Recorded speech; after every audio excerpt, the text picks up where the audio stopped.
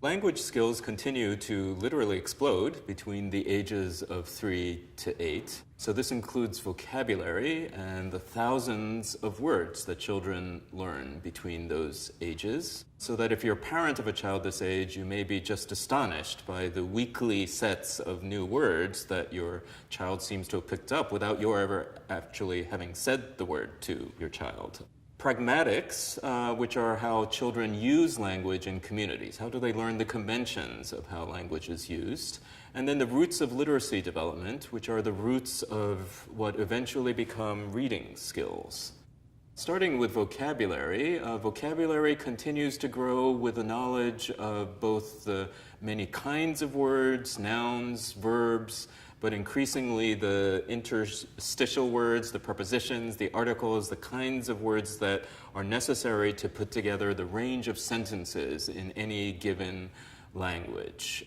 Vocabulary includes the growing ability to refer to things that aren't present or even visible. Sometimes this is called decontextualized language, which is referring to things that are not present, referring to events that happened in the past, events that might happen in the future. Other kinds of words that are not about things or objects, but might be, for example, about emotions. One question is, how can vocabulary be enriched?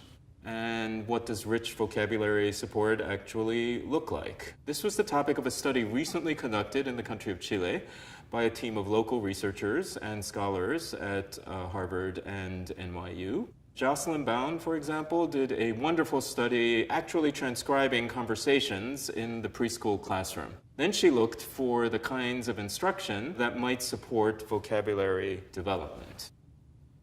Here's one example of a teacher in a preschool classroom in a low-income area of Chile, and she shows text from a book, and she asks, "What does this say?" And all the children say, "Fox." And she says, "Zoho chilote." Where is this fox from? What part of Chile? And the child says, "From the south." They happen to know that the word chilote sounds like an area of Chile called Chiloe.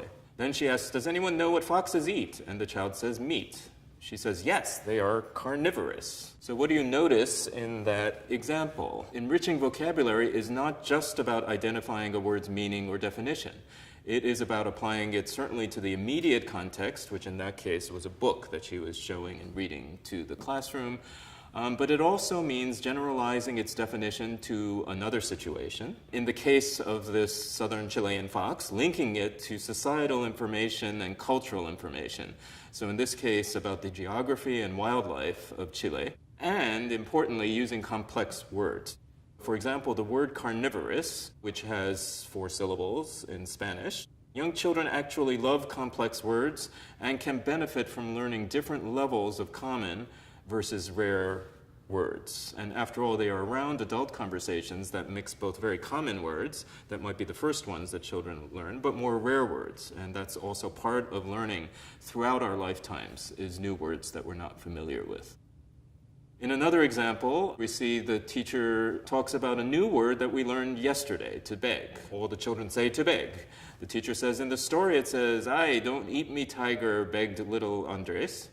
And the teacher explains to beg means to ask for something very strongly so that it will happen.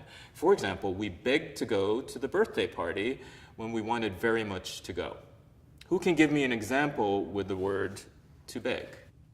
And here the teacher is using some additional approaches to rich language support, which are returning to a word that was introduced before and adding other uses. So she reminds the class that here's a word we've learned already, let's talk about it again. She asks for examples from children's own lives and experiences that are outside the immediate context of the classroom.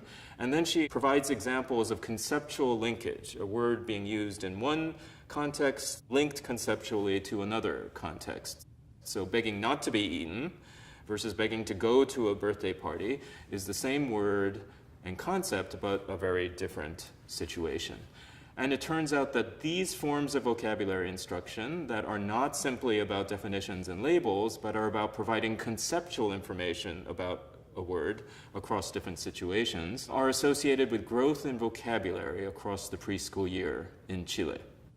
And of course, this kind of vocabulary support can occur at home and not just in preschool. Finally, we're going to talk a little bit about notions of literacy, which are, again, the roots of reading skills. As children move through early childhood and then into the first year of primary schooling at age 6 or 7, they develop greater phonological awareness, which are the sound sequences within words and the parts of words that are put together, how those parts of words are actually linked to letters and combinations of letters. In some languages, this is called morphological awareness, not phonological awareness, because they are about parts of written characters, not letters in a kind of alphabet, but modular parts of characters, like in the Chinese language or Japanese or Korean languages.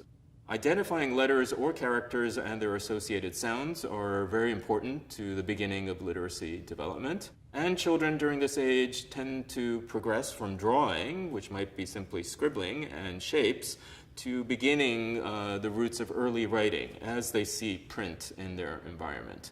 But the age of these progressions varies depending on expectations in that community in terms of what is expected of children in pre-primary education, for example, or in early schooling. Children do start to interact and be exposed to print certainly very, very early, but they start learning more and more sophisticated things about whether a piece of print is upside down, for example, or right side up, or how a magazine might be held, or how to read instructions on a box or a bottle or other objects. They are also exposed to print, of course, in their everyday life, and they start decoding letters and meanings, for example, with these kinds of signs that we can see often in communities. So there are many ways outside of schools or homes that children learn about the meaning of print. And daily routines can, again, involve language and literacy development just like they did for cognitive development. Diana Leyva, a professor at Davidson College, has developed work about the importance of grocery shopping, for example, which happens in many, many cultures, and how that can support multiple aspects of language and literacy development. Before we go to the market, often we might make a list. We might write it down or have some kind of other aid for memory. We may go to the market and look at the list to remember what we want. And then in terms of counting and checking the list and asking questions, these are all important parts of the shopping experience.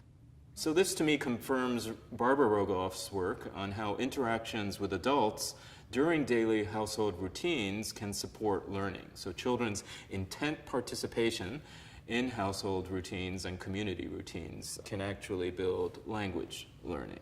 And in early childhood, children also learn a large range of culturally specific forms of language use. And this area of language development is called pragmatics, or learning about the norms and conventions of use. How is it in a particular culture that you request certain things of adults, of other children? How do you get the attention of others? How do you describe events? In conversation, how does that happen? How does turn-taking happen?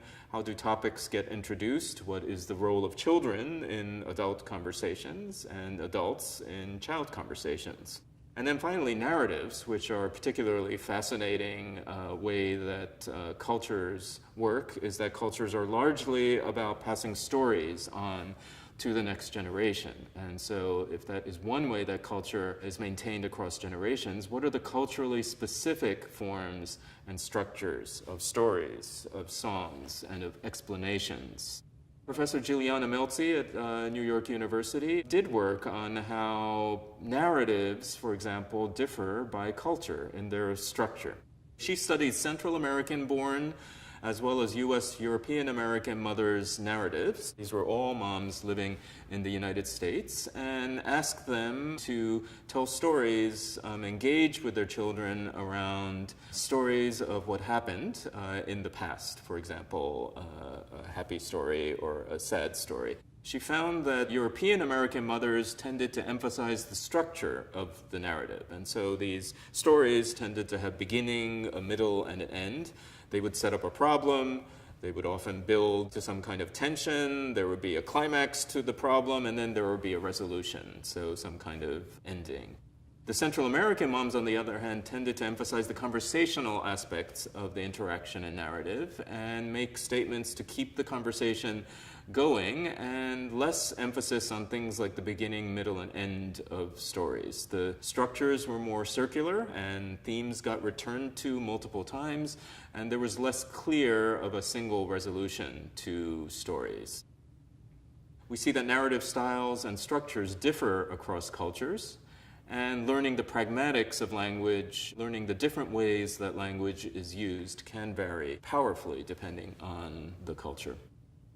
So what are other influences on language and literacy in the home and in the community? Certainly conversations, the daily routines we talked about, the ones that involve open-ended conversations, activities like singing or storytelling, and book sharing, whether they're picture books or books with print, are all the kinds of activities that have been shown across a wide range of cultures to build early language development.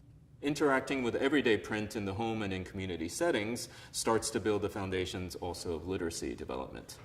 And then in organized learning programs like pre-primary education or childcare programs, all these kinds of activities also support language and the kinds of vocabulary support that we saw from the example in Chile.